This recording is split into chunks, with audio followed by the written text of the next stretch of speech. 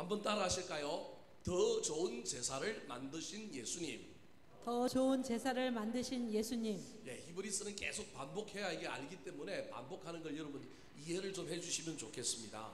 히브리서는 예수님이 훨씬 더 뛰어나신 분이다, 위대하신 분이다라고 하는 걸 증명하는 책이에요.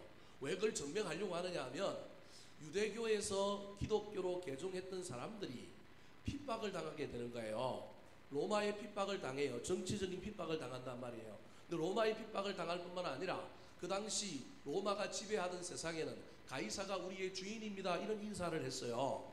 이런 인사를 할 뿐만 아니라 로마 황제의 신상들이 각 지역에 다 있어서 그 신상에 가서 우리가 옛날에 신사 참배하듯이 로마의 신에게 참배를 해야 뭘 주느냐 하면 정표를 하나를 줘요. 그게 뭐냐 하면 그 당시 상업적으로 유통할 수 있는, 오늘날 같으면 화폐와 같은 거예요. 이게 있어야 그 당시 길드라고 하는 경제 상업 조직들이 있었는데 시장에 가서 물건을 사고 뭘 할 수 있는 정표가 되는 거예요. 그래서 황제를 숭배하지 않고 황제의 신전에 가서 절하지 않는 사람은 이 표를 안 주는 거예요. 근데 예수 믿는 사람들은 절하지 않고 누가 주인인 거예요?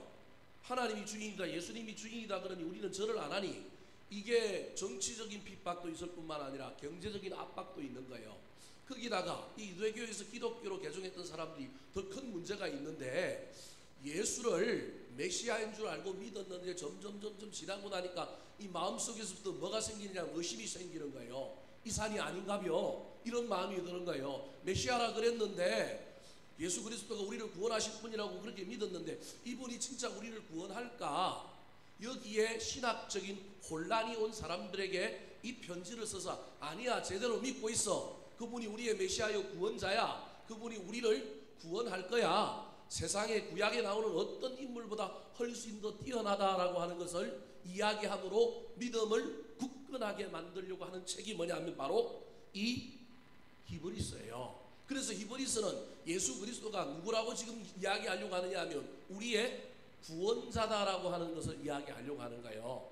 그런데 유대교인들은 이 구원은 우리로 치면 우리는 그냥 믿음 또는 머릿속에 관념 이런 걸로 이해가 되지만, 유대인들은 역사적인 유구한 역사 속에서 그들은 구원을 반드시 뭐와 관련이 있냐면 제사 제도와 관련이 있는 거예요. 제사를 통하여만, 예배를 통하여만 구원받던 오래된 간섭이 있기 때문에 그 속에서 예수가 우리가 그동안 드렸던 제사와 어떤 연관이 있고 우리가 그동안 드렸던 그 제사보다 예수 그리스도가 어떻게 더 훨씬 더 뛰어난지를 설명을 해줘야, 아, 예수가 구원자구나, 예수가 우리가 믿는 메시아가 맞구나라고 하는 확신을 가질 수 있어서 히브리서 5장부터 10장까지 이 어려운 이야기들을 사실은 좀 기록하고 있는 거예요. 그 5장부터 10장까지 기록되어 있던 내용을 우리 화면을 보고 좀 정리를 해보면 이렇습니다. 제사제도와 관련한 예수 그리스도의 탁월성을 첫 번째로는 더 좋은 언약의 중보자 되시는 예수님이라는 거예요. 예수님이 우리를 구원한다 그랬단 말이에요. 옛날에 중건동 지역에 짐승을 반으로 딱 잘라갖고 그 길을 지나가면서 반드시 지킨다 했던 그 지킴의 약속, 그 언약의 약속을 예수 그리스도가 자기도 지나갔을 뿐만 아니라 자기 몸을 반으로 쪼개서 나는 반드시 너희들을 구원한다라고 하는 언약을 누구에게 주셨느냐? 우리에게 주셨다라는 거예요. 또 하나가, 제사는 여러 가지 요소들이 있는데 그 중에 중요한 요소가 뭐냐 하면 제사를 집전하는 대제사장이 있어야 되는데 예수 그리스도가 구약에 나오는 대제사장보다 뭐하다고요? 훨씬 더 뛰어나다라는 거예요. 제사는 어디에서 드리느냐 하면 성소에서 드리는데, 이 땅에 있는 성소는 하늘의 모형일 뿐이라는, 그림자란 말이에요. 근데 하늘에 더 아름다운 성소를 만드신 분이 누구냐면 예수님이라는 거예요. 그리고 구약에는 성소에서 제사장이 율법에 의거하여 제사를 드렸는데, 우리 예수님은 율법이 아니라 좀 더 좋은 제사 제도를 만들어서, 훨씬 구약보다 뛰어난 제사 제도를 만들어서 우리에게 보여줬으니 그는 우리를 구원하실 분이다, 그렇게 설명하고 있는 거예요.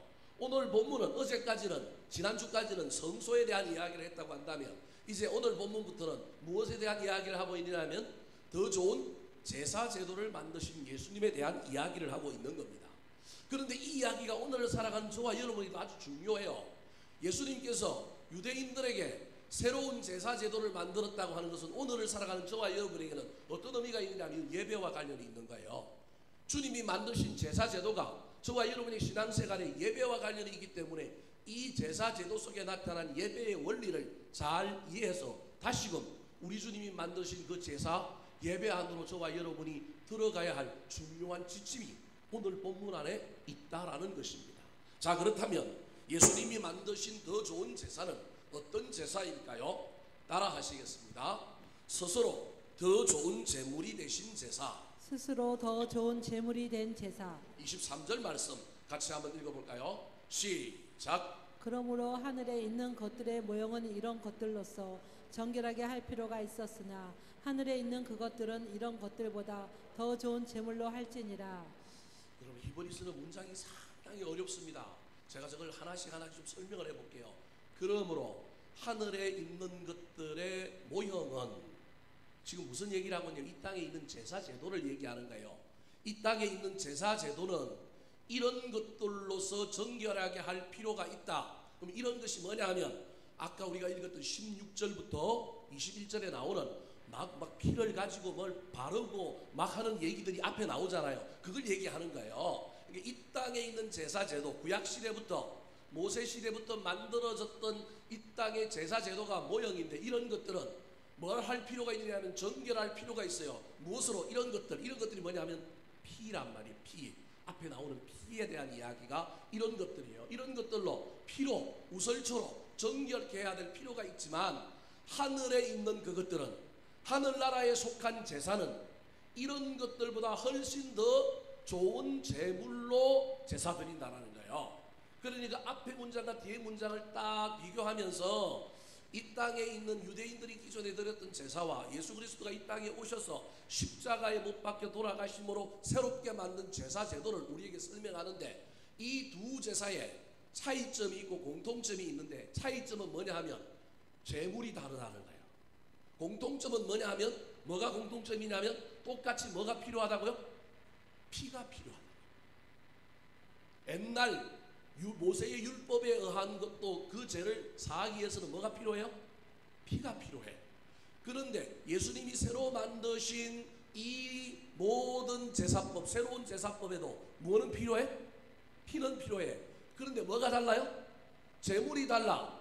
모세가 만든 제사의 율법의 제물은 내가 아니고 누구예요? 나 말고 다른 짐승이야. 근데 예수님이 만든 제사 제도에는 제물이 누구야? 예수님. 그걸 오늘날로 치면 누구라고요? 나. 이게 지금 오늘날 저와 여러분이 다시 마음속에 새겨야 할 이야기라는 거예요. 옛날 제사는 나는 그대로 있고 나 대신에 다른 동물들을 사용하여 피를 흘려서 제사를 지냈다고 한다면 아니야. 지금 제사는 역시 뭐는 필요하냐면 피는 필요한데 그러나 그 피는 동물의 피, 다른 사람의 피가 아니라 누구 피여야 해? 내 피여야 해. 그 얘기를 하고 있는 거예요. 그래서 차이점은 제물이 다른 거고 공통점은 피가 필요하다는 걸 공통점으로 이야기하는 거예요. 그 피를 이야기하는 공통점으로 피가 필요하다는 이야기를 하면서 오늘 23절 앞에 있는 16절부터 이야기가 사실은 앞에 붙어 있는 거예요. 자, 16절, 17절 말씀을 같이 한번 읽어볼까요? 시작. 유언은 유언한 자가 죽어야 되나니 유언은 그 사람이 죽은 후에야 유효한즉 유언한 자가 살아있는 동안에는 효력이 없느니라. 자, 언약에 대한 이야기를 사실은 하는 거예요. 하나님이 반드시 너희들을 구원한다 그랬다. 예수 그리스도께서 너희들을 구원해 주신다고 했다. 이게 하나님의 언약 약속이잖아요.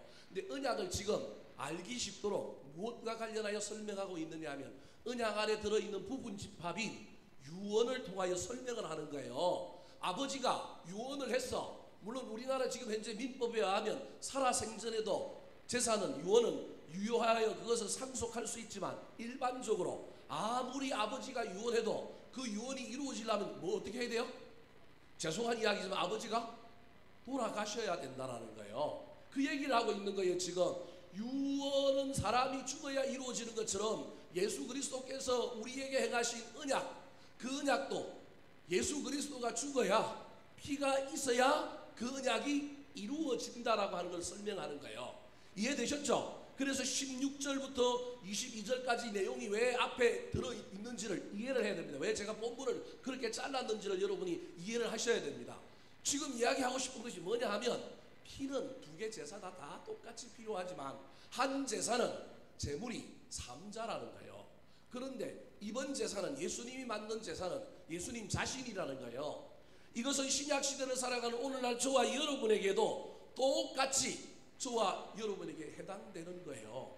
무슨 말이냐 하면, 저와 여러분이 예배 드릴 때, 저와 여러분이 이 원칙을 가지고 신앙생활 한다 그러면, 저와 여러분도 하나님의 예배 가운데 뭐가 있어야 되냐면 두 가지가 있어야 돼. 하나가 뭐예요? 재물. 하나는 뭐예요? 피. 근데 그 재물은 누구예요? 나라니까. 그런데 물리적으로 피는 보일 수 없으니, 그러면 내가 예배 가운데 어떻게 돼야 돼요? 죽어야 된다니까요. 살아있는 재물이 아니라 죽는 것이 예수님께서 이 땅에 만드신 예배의 새로운 예배라는 거예요. 여러분, 우리는 이미 이걸 다 알고 있지만 실제 예배에 들어가면 이게 잘 안 돼요. 저와 여러분이 살아서 어떻게 해요? 파닥파닥 끓여. 어떻게 그럴 줄 알았어요? 파닥파닥 끓이는 우리가요. 목사인 저도 마찬가지고 우리가 다 파닥파닥 끓인단 말이에요. 그래서 22절에 이 언약과 피에 대한 이야기를 하면서 22절에 반드시 뭐가 있어야 된다고 얘기하냐면 피 흘림, 죽음이 있어야 된다고 소개하고 있습니다. 22절 같이 한번 읽어볼까요? 시작. 율법을 따라 거의 모든 물건이 피로써 정결하게 되나니 피 흘림이 없은즉 사함이 없느니라. 피 흘림이 없으면 뭐가 없다고요? 사함이 없다. 내가 죽지 않으면 예배는 은혜가 없다. 사랑하는 성도 여러분, 저와 여러분이 반드시 이걸 기억하시기 바랍니다. 목사가 설교를 잘하느냐, 오늘 막 찬양대가 찬양이 마음에 드느냐, 막 오늘 예배 분위기가 어떠냐, 상관없이 은혜는 그 사람들하고 상관없이 누구를 통하여 오느냐 하면 똑같은 장소에서 똑같이 예배를 드리지만 어떤 사람은 은혜를 받는데 어떤 사람은 은혜를 못 받고, 똑같은 목사 밑에서 설교를 듣지만 어떤 사람은 은혜를 받고 못 받고, 그 차이는 무엇이 있느냐 하면 외부의 환경적인 요인이 없다고 말할 수는 없지만 무엇보다도 가장 중요한 것이 누구냐 하면 재물이 나라는 거예요. 사랑하는 성도 여러분, 나에 대해서 집중했으면 좋겠습니다. 앞으로 저와 여러분 이 땅에서 계속하여 예배를 드릴 텐데 할 수만 있다면 내가 죽는 재물인지 나한테 피 흘림이 있는지 늘 살펴보시고, 우리 주님이 새롭게 만드신 제사, 그 제사에 저와 여러분이 온전히 들어가서 내가 피 흘려 죽는 제물이 되시기를 우리 구주 예수 그리스도의 이름으로 축원합니다. 두 번째로, 오늘 본문에서 더 좋은 제사를 만드신 예수님은 어떤 제사를 만드셨을까요? 따라 하시겠습니다. 죄를 없애려고 자신을 단번에 드린 제사. 죄를 없애려고 자신을 단번에 드린 제사. 자, 26절 말씀 같이 한번 읽어볼까요? 시작. 그리하면 그가 세상을 창조한 때부터 자주 고난을 받았어야 할 것이로되 이제 자기를 단번에 제물로 드려 죄를 없이 하시려고 세상 끝에 나타나셨느니라. 자, 구약의 제사는 저 25절과 24절에 설명되어 있는 내용을 제가 건너뛰고 바로 온 거예요. 오늘 축구하니까 빨리 끝내려고. 예? 자, 26절에 지금 무슨 얘기를 하고 있느냐 하면, 구약의 제사는 제사가 한 번으로 끝난 게 아니라 매번 드렸다라는 거예요. 대제사장도 대속죄일이라 그래서 7월 10일, 우리나라 달력으로 하면 1월 10일이고 이스라엘 달력으로 하면 7월 10일 날 대제사장이 어디에 들어가냐면 지성소에 들어가는 거예요. 그거 말고도 일반 백성들은 뭐 드려야 될 제사들이 많아요. 상번제부터 시작해서 월삭, 안식일, 뭐 그 다음에 절기마다 찾아와서 예배 드려야 되고 뭐 그런 예배들이 많은 거예요. 그런 예배 때마다 뭘 드리냐면 제물을 드렸단 말이에요. 지금 예수님이 자기가 제물이라 그랬으니 만약에 구약에 그대로 하면 예수님이 창조 때부터 자기가 제물이 되어서 계속 뭘 해야 돼요?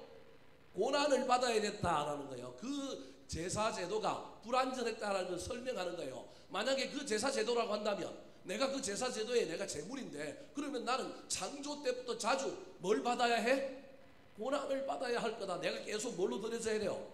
예수님이 계속 죽었다가 살았다가 죽었다가 살았다가 제물이니까 우리 예수님이 맨날 이렇게 해야 된다라는 거예요. 죽었다가 살았다, 죽었다 살았다. 예? 어떤 권사님이 와서 예배 드릴 때 또 죽었다가, 어떤 목사가 와서 예배 드릴 때 또 살았다가 또 죽었다가, 이게 말도 안 되는 제사법이라는 거예요. 그래서 우리 주님이 장설하신 제사는 어떤 제사라고요? 자기를 단번에 제물로 드린 제사라는 거예요. 그런데 자기를 단번에 드린 제사의 목적이 뭐예요? 죄를 없게 하시는 거예요. 그래서 저 26절을 뭐라고 얘기하고 있느냐 하면, 예수 그리스도의 구속의 단회적이고 영속적인 특징, 그렇게 이야기합니다. 단회적인 특징, 한 번으로 끝났다. 그런데 그 호력은 영원하다. 단회적이면서도 영속적인 특징을 가지고 있는 것이 예수님이 만든 제사라는 거예요. 여러분, 이 부분에서 저와 여러분이 잘 이해해야 합니다. 이게 뭐냐 하면 구원받는 제사는 한 번으로 끝이지만, 그래서 베드로가 세족식 할 때 예수님에게 뭐라고 얘기해요? 발을 씻어주려고 하니까 어떻게 선생님이 저를 씻기십니까? 이스라엘 전통에 하면 종이 하인이 씻겨야 되는데 왜 스승님이 우리를 씻기십니까? 그러니까 내가 너 안 씻으면 너하고 나하고 뭐가 없다? 상관이 없다. 그러니까 그때서야 갑자기 기분이 좋았고 베드로가 뭐라고 얘기해요? 그 몸도 좀 씻겨달라는 거예요. 그러니까 우리 예수님이 베드로한테 뭐라고 얘기해요? 목욕은 한 번만 하면 되고 뭐만 씻으면 된다고요? 손만 씻으면 된다라는 거예요. 여러분, 저 이야기가 예수 그리스도의 놀라운 사역이 오늘 저와 여러분에게는 어떤 의미가 있느냐는 거예요. 저와 여러분의 사역에 사랑하는 성도 여러분, 우리는 분명히 구원받은 존재들이기 때문에 목욕할 필요는 없습니다. 예수님이 단회적이고 영속적인 구속 사역을 통하여 단번에 제물을 드려서 뭘 얻게 하시려고? 죄를 얻게 하시려고 구원과 관련된 죄는 없앴지만, 저와 여러분이 성화와 관련되어 있고 이 땅에 살아가는 동안에 저와 여러분이 날마다 짓는 죄의 문제는 예배 가운데 어떻게 해야 돼요? 해결해야 합니다. 그 이야기가 저 이야기 속에 있는 것입니다. 사랑하는 성도 여러분, 우리 주님이 우리에게 베풀어 주시는 그 놀라운 구원에 대한 확신이 흔들리면 안 됩니다. 단번에 자기를 들여서 죄를 없게 하셨습니다. 그러나 저와 여러분의 삶 속에 이 구원의 간격이 넘쳐 흐르는 가운데 또 저와 여러분의 인격의 성숙과 성장, 믿음의 진보를 위하여 저와 여러분의 삶 속에서 날마다 나를 또 넘어뜨리게 하는 그 제약들을 저와 여러분이 조금씩 또 계속하여 싸워 이기고 회개하고 무너뜨리는 작업들이 필요하다라는 거예요. 근데 이 두 작업이 헷갈리면 늘 문제가 생기는 거예요. 이게 우선이다 그러면 구원파가 되는 거예요. 구원파. 제가 구원파를 지금 상담을 한 명을 하고 있는데요. 이 구원파가 자기는 맨날 몇 년도 몇 월 며칠에 예수 그리스도를 엄청나게 경험했대요. 그래서 저도 고백을 했어요. 동의를 안 해주면 그 사람들은 또 안 넘어가니까 그러냐고, 언제 그런 엄청난 경험을 했냐고. 자기가 몇 년도에 엄청난 경험을 했다는 걸 자세히 좀 얘기를 해달라고 하니까 자기가 막 얘기를 해요. 자기가 막 그때 놀라운 은혜를 깨닫고 이 마음속에서 놀라운 은혜가 자기 속에 왔기 때문에 자기는 그때 구원받았다라고 하는 확신이 자기한테 있대요. 잘했다, 기가 막히다. 그러면서 제가 뭐라고 했냐면 나도 있다 그랬어요. 나도 있다. 나도 옛날에 예수 그리스도를 인격적으로 체험하고 내가 예수 믿은 놀라운 체험이 있다. 그러니까 그때부터 이 사람이 표정이 바뀌어요. 자기들한테는 구원받은 게 있지만 우리한테는 있다고 생각해요? 없다고 생각해요?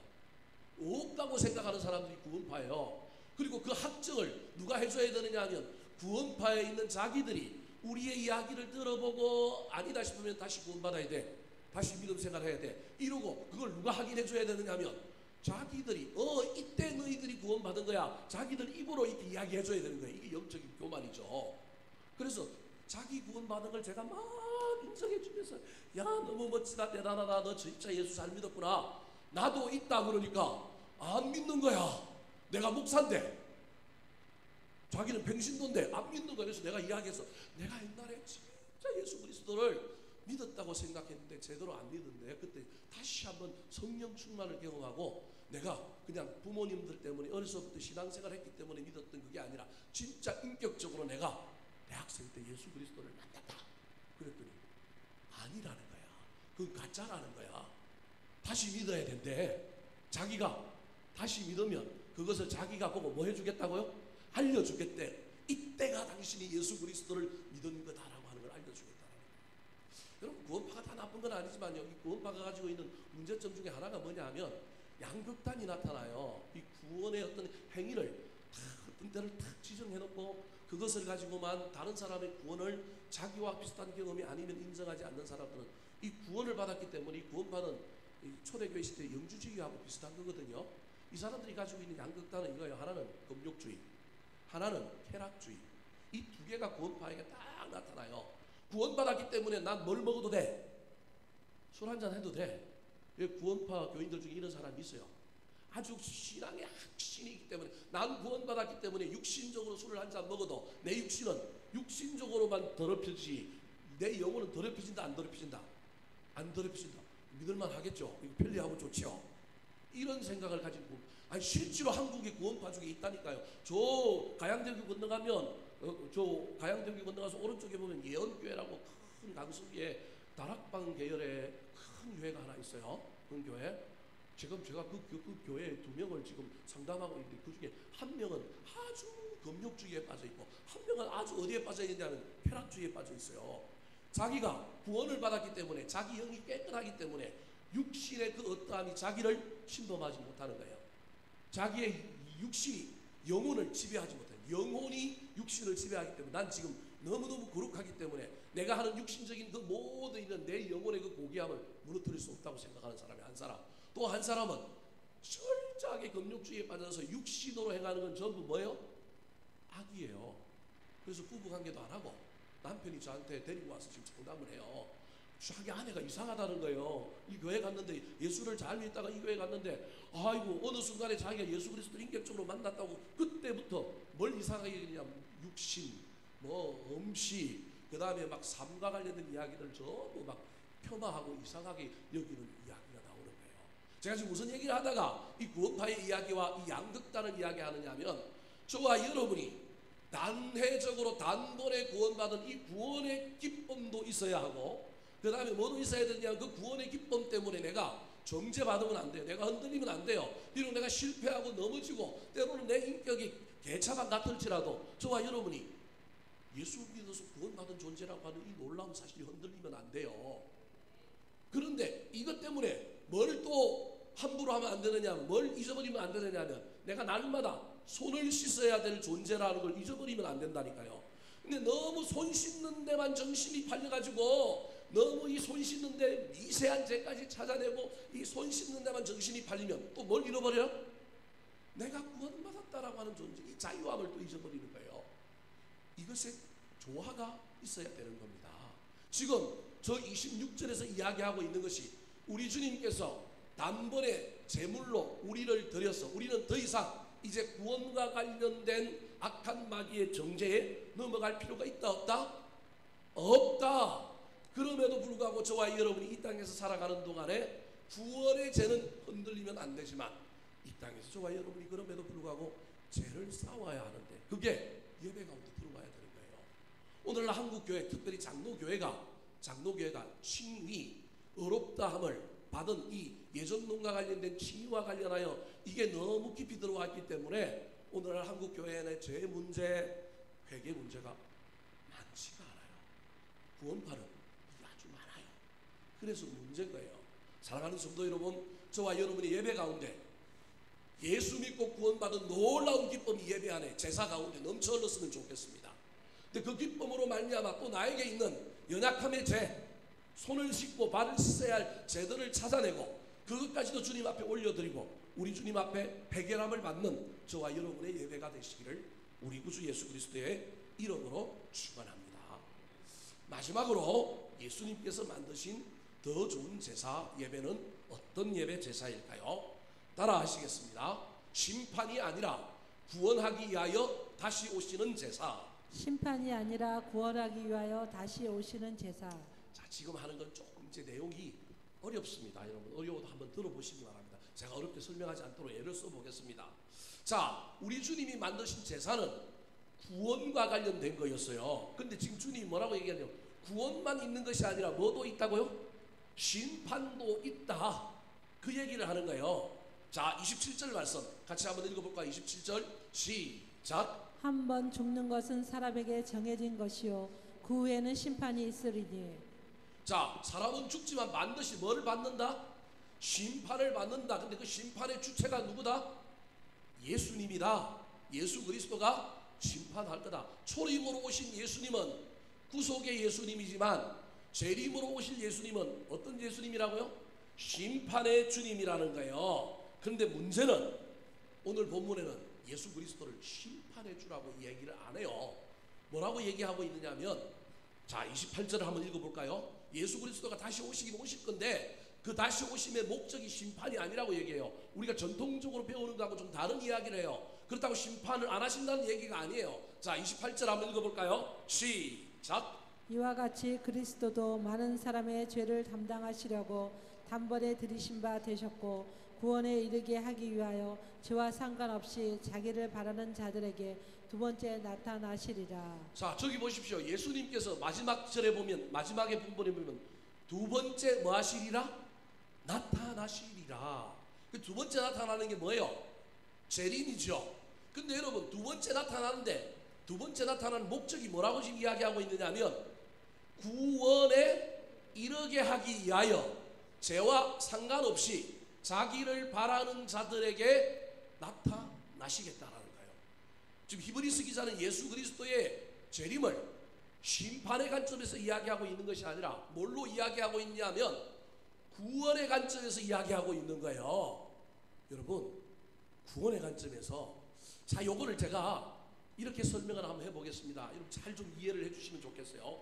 이게 구약의 제사 제도를 지금 비교하면서 예수님이 만든 새로운 예배, 새로운 제사 제도를 설명하고 있는 거거든요. 자, 구약의 대제사장이 1년에 한 번 어디를 들어가요? 지성소를 들어가요. 들어가기 전에 짐승 잡고 피 흘리고 그 피를 가지고 지성소에 들어가서 서랍들이 있는 그 법궤에다가 피를 부어요. 근데 그때 방울을 차고 들어가요. 움직이면 딸랑딸랑 소리가 나는 거예요. 이 소리가 나면 살아있는 거고 소리가 안 나면 어떻게 되는 거예요? 죽은 거죠. 그러면 허리춤에 줄을 매달아 놨다가 죽은 시체를 끄집어내야 될 거 아니에요. 들어가면 또 죽으니까. 제가 지난번에 그래서 뭘 들고 들어간다고 했어요? 금항로도 들고 들어간다 그랬잖아요. 연기가 뿌옇게 일어나서 하나님의 임재 속에서 인간이 하나님 보지 않음으로 말미암아 살 길을 열기 위하여 금향로를 갖고 가는 거예요. 금향로는 성소에도 있고 지성소로 들고 갈 수 있는 이동식인 거예요. 여하튼 제사장이 들어갔어요. 근데 여러분, 구약의 제사는 언제 완성되느냐 하면 제사장이 지성소로 들어갔다가 지성소에서 뭐 할 때? 나올 때 완성되는 거예요. 그때 나오면 바깥에 있는 회중들이 전부 뭐 할까요? 박수 치는 거예요. 환호하는 거예요. 누가 살았다고? 제사장이 살았다. 제사장이 살아서 그 제사장이 들고 들어갔던 제사도 누가 받으신 거예요? 하나님이 받으신 거예요. 그럼 누구 제사를 받은 거예요? 나의 제사를 받으신 거예요. 그래서 제사장도 살고 내 제사도 받았으니 와 기쁘다고 박수 치는 거예요. 여러분, 이걸 시간을 좀 늘려보세요. 예수 그리스도가 초림 때 이 땅에 오셔서 십자가를 지셨어요. 그러면 구약으로 치면 어디에 들어갔냐면 지성소로 들어갔단 말이에요. 지성소로 들어갔단 말이에요. 우리 주님 지금 어디에 들어갔느냐면 하늘나라에 갔잖아요. 그걸 아까 23절에 그렇게 설명하고 있어요. 하나님 앞에 손으로 지은 성소에 들어가지 않고 하나님 앞에 계셨다 이렇게 얘기하고 있는 거예요. 지금 구약의 관점에서 보면 지금 제사가 완전히 끝난 게 아니야. 제사가 끝난 게 아니야. 지금 우리 주님의 제사는 시작되었을 뿐이지 아직 끝이 안 나서 그 제사는 언제 끝나요? 재림 때 오면 지성소에서 우리 주님 오신 거예요. 그러면 이때 구약에 제사를 지내는 대제사장이 지성소에 들어갔을 때 성도들은 바깥에서 뭐 하고 있을까? 기도하고 조마조마한데 이때 그 기도하고 조마조마하는 사람들의 삶의 자세가 어떨까요? 거룩할까요? 안 거룩할까요? 진심일까요? 안 진심일까요? 네, 진심일까요? 그죠? 여러분, 이게 오늘을 살아가는 저와 여러분의 삶이라는 거예요. 이게 저와 여러분의 삶이어야 된다는 거예요. 근데 우리는 이미 예수 그리스도가 십자가에 못 박혀 돌아가셨기 때문에 우리는 구원받았다. 그래서 땡. 그리고 그 나머지 공간 시간에는 난 몰라. 그리고 누구만 오시면 돼? 예수님만 오시면 이게 아니라는 거예요. 지금 히브리서에서 이 중요한 이야기를 하는 거예요. 제가 안 어렵게 설명했죠. 여러분 한 번도 들어보지 못한 거죠. 근데 지금 히브리서가 얘기하고 있는 것이 이 얘기라는 거예요. 제사가 안 끝났다. 재림 때 예수님이 올 거다. 그래서 심판이 목적이 아니라 저기 뭐라고 표현하고 있어요? 구원에 이르게 하기 위하여 죄와 상관없이 자기를 반하는 모든 자들에게 어떻게 나타나고요? 두 번째 나타나는 거예요. 그래서 제가 좀 더 극단적인 얘기를 할게요. 십자가의 보혈로 구원받지 않은 사람도 재림 때 주님 나타났을 때 그때 구원받은 사람도 있어요. 말이 좀 이상합니까? 네? 그럴 수 있다니까요. 여러분이 이해가 잘 되는지 안 되는지는 모르겠지만 그럴 수 있다니까요. 그때 재림 때 우리 주님 말이 좀 이상하지만 실컷 예수도 안 믿고 있다가 재림할 때 주님 오실 때 그때 회개해도 뭐 할 수 있다고 부끄러운 구원이긴 하지만 구원 받을 수 있다니까요. 그래서 여러분 심판이 목적이 아니라 우리 주님 왜 더디 오시고 왜 안 오느냐 하면 뭐 하게 하려고? 구원하게 하려고. 이미 구원받은 우리는 지금 지성소에 들어간 저 하늘 지성소에 들어간 예수 그리스도가 이 땅에 오시기까지 우리는 어떻게 살아야 돼요? 신실하게 기도하는 마음으로 나도 다른 사람을 뭐 하려고? 구원하기 위하여 조금이라도 더 많은 사람들을 데리고 와서 야 대제사장 지금 지성소에 들어가서 너 일로 와. 너 여기 와서 너 기도해. 너 제물 안 바쳤지만 기도하면 야 너 기도가 저기 올라가서 저 대제사장 나오면 같이 이루어질 거야. 그래서 사람들을 더 구원하고 모으고 이런 삶을 사는 게 진짜 제사라는 거예요. 대제사장만 제사를 드리는 것이 아니고 저와 여러분이 제사가 있다고요. 저와 여러분의 삶의 예배가 있다고요. 저와 여러분이 구원받은 이후에 우리의 예배가 완성되어야 될 예배가 있다라는 거예요. 그 예배를 저와 여러분이 알아야 하는 거예요. 저와 여러분이 예수 그리스도를 믿고 우리가 예배 때 제물이 되는 그 놀라운 제물이 되는 죽는 그 예배뿐만 아니라 우리가 예배 가운데 들어가서 구원의 기쁨과 감격뿐만 아니라 그 감격을 가지고 나의 연약함과 나의 부족함과 구원과는 상관없지만 그 제약들을 발견하고 주님께 아뢰고 회개하고 더 신실하게 나아가는 예배도 있어야 될 뿐만 아니라 예배 이후의 예배 끝나고 우리가 저 세상에 가서 지금 대제사장인 우리 주님이 저 하늘나라 지성소에 올라가 있는데 예배 끝나고 제사 끝나고 구원의 모든 사역 끝나고 다시 뭐 할 수 있거다? 오실 거다. 그때 내가 어떻게 살아야 된다고요? 내가 기도하는 마음으로 신실한 마음으로 다른 사람을 더 구원하게 하려는 하는 마음으로 저와 여러분이 살아야 한다는 거예요. 이게 삶의 예배예요. 이 예배를 오늘 히브리서에서 이야기하고 있는 거예요. 그래서 고난받는 이 유대인들을 향하여 뭐라고 얘기하고 있냐면 너희 이미 구원받았어. 그런데 대제사장 다시 오실 때까지 너희들 지금 뭐 하고 있어야 돼? 야 흔들리지 마. 다시 돌아가려고 하지 마. 삶의 현장에서 고난도 이기고 환난도 이기고 여기서 더 연대의식 가지고 서로 격려하면서 살아가면 주님 오실 때 우리 다 구원받을 수 있어. 이게 바로 오늘 본문에 예수님께서 만들어 놓은 더 나은 제사라고 하는 사실을 잘 기억하여 우리도 예배 가운데 날마다 죽을 뿐만 아니라 단번에 우리 죄를 위하여 죽음으로 말미암아 구원의 놀라운 감격 붙들 뿐만 아니라 그거에서만 멈춰 있는 것이 아니라 우리의 예배 가운데 회개가 살아나고 우리의 죄의 문제를 해결할 뿐만 아니라 삶의 현장에서도 대제사장 되시는 우리 예수님이 저 하늘나라 지성소에서 재림하여 돌아올 때까지 저와 여러분이 삶의 예배를 더 완성하며 주님을 기다리는 예배자들이 다 되시기를 우리 구주 예수 그리스도의 이름으로 축원합니다. 한번 따라 하실까요? 더 나은 제사를 만드신 예수님, 스스로 더 좋은 제물이 되신 제사, 죄를 없애려고 자신을 단번에 드린 제사, 구원하기 위하여 다시 나타나시는 제사,